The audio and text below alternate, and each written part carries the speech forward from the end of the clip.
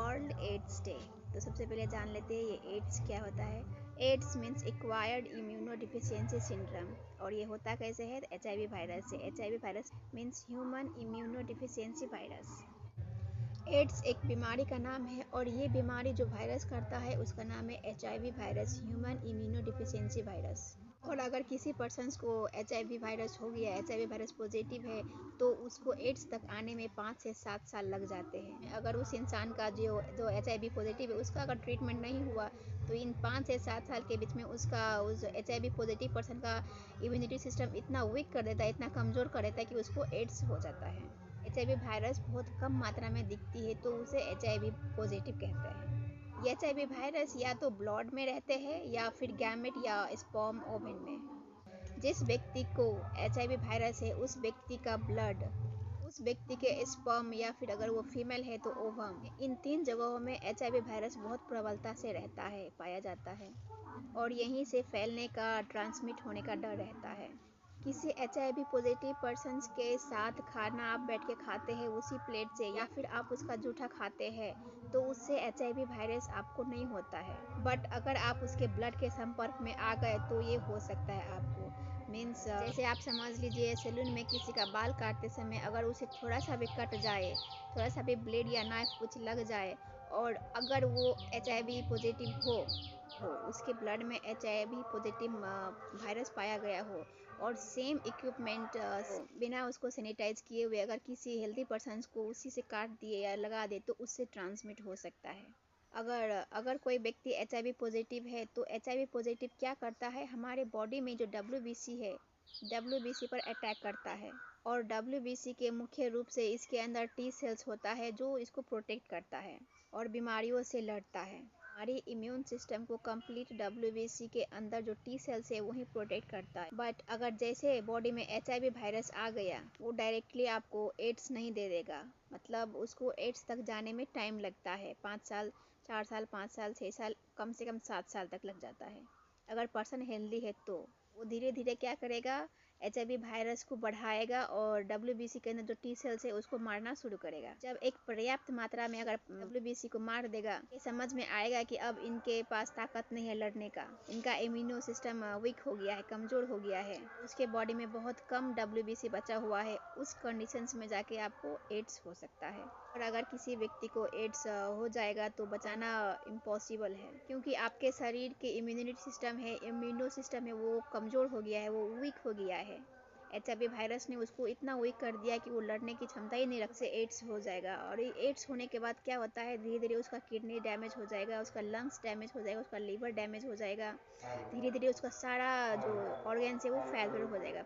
इसीलिए कहा जाता है कि एड्स एक बीमारी का नाम है और HIV एक वायरस का नाम है। Basically HIV virus retro family से बिलोंग करता है। जो जेनेटिक मटेरियल है वो RNA होता है। हमारे देश में 1 दिसंबर को एड्स डे मनाया जाता है। मीन्स इस दिन इंसान को जागरूक किया जाता है। जागरूक मीन्स अगर किसी को HIV एड्स हुआ है या फिर HIV पॉजिटिव है तो क्या करते हैं, वो समाज के डर से वो बताते नहीं है। बहुत को तो पता भी नहीं चलता है कि मुझे क्या हुआ है, नहीं हुआ है। अगर वो छुपाएंगे और शेयर नहीं करेंगे या फिर उसका ट्रीटमेंट नहीं कराएंगे तो क्या होगा, वो एक दूसरे से फैलेगा ही। HIV एड्स जो ट्रांसमिट होता है वो सबसे मेजर जो कारण है अनप्रोटेक्टेड सेक्सुअल इंटरकोर्स के थ्रू। मीन्स अगर कोई पर्सन सेक्सुअल रिलेशन में है और अगर मेल या फीमेल में से किसी को अगर HIV पॉजिटिव है, तो दूसरे पर्सन्स को भी HIV वायरस उसके बॉडी में जा सकता है। नीडल शेयरिंग करना भी बहुत एक मुख्य कारण है। जैसे एक ही इंजेक्शन से, एक ही सिरिंज से अगर 2 पर्सन को इंजेक्शन दे रहा है और इन केस अगर उनमें से कोई अगर HIV पॉजिटिव हुआ, तो वैसे केस में हम ट्रांसमिट हो सकता है उसका वायरस उसमें।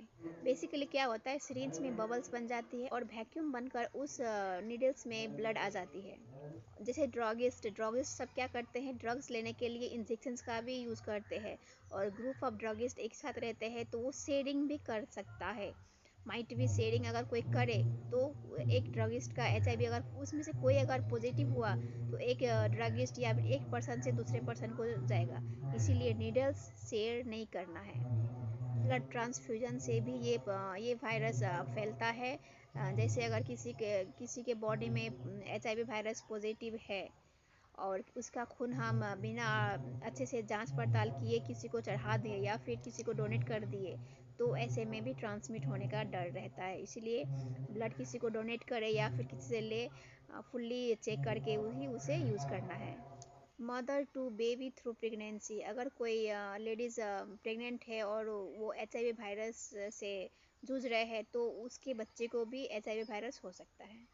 और नॉन सर्टाइल इक्विपमेंट जैसे जैसे syringe, blade, razor, needle etcetera, ये बिना सर्टाइल किए हुए अगर किसी को यूज़ कर दिए, किसी में यूज़ किए तो फिर इससे भी ट्रांसमिट हो सकता है। अब HIV वायरस आपको हुआ है तो कैसे पता चलेगा, तो मैं कुछ सिम्टम्स आपको बता रही हूँ। सिम्टम्स, अगर किसी को HIV वायरस हुआ है, पॉजिटिव है, तो आपको फीवर आएगा। फीवर ऐसा आएगा कि आपको बुखार मतलब ठंड लगेगा, बुखार के साथ ठंड, और आपको माथा दर्द होगा, हेडेक होगा। रात में आपको जब सोएंगे तो पसीना पसीना हो जाएंगे, नाइट स्वेट्स, सोर थ्रोट हो जाएगा, आपके गले में खराश हो जाएगी और आपके जॉइंट में पेन होगा, आपके मसल्स में पेन होगा, मसल्स एक, वोमिटिंग, नोजिया वोमिटिंग वगैरह आपको होगा, जी मचलाएगा, वोमिटिंग करने जैसे मन हो जाएगा, स्वेलो लंप नोड्स, गर्दन पे सूजन आ जाएगा, वजन जो है वजन भी बहुत तेजी से घटने लगेगा, वेट लूज होने लगेगा, और माउथ अल्सर, मुंह में छाले आने लगेंगे, और छाले के साथ ब्लड भी आ सकता है कभी कभार। आपको पता है अनप्रोटेक्टेड सेक्सुअल इंटरकोर्स के थ्रू 80 to 85% तक ये वायरस जा सकता है। सो सेक्सुअल रिलेशन से और ब्लड रिलेशन से बहुत जल्दी उसके संपर्क में आने से ये यदि बहुत काफ़ी तेज़ी में ये वायरस ये सड़ता है। Thank you everyone. अगर आपको मेरा इन्फॉर्मेशन अच्छा लगे तो please like and subscribe my channel and hit the bell icon. Once again happy world's age day to everyone.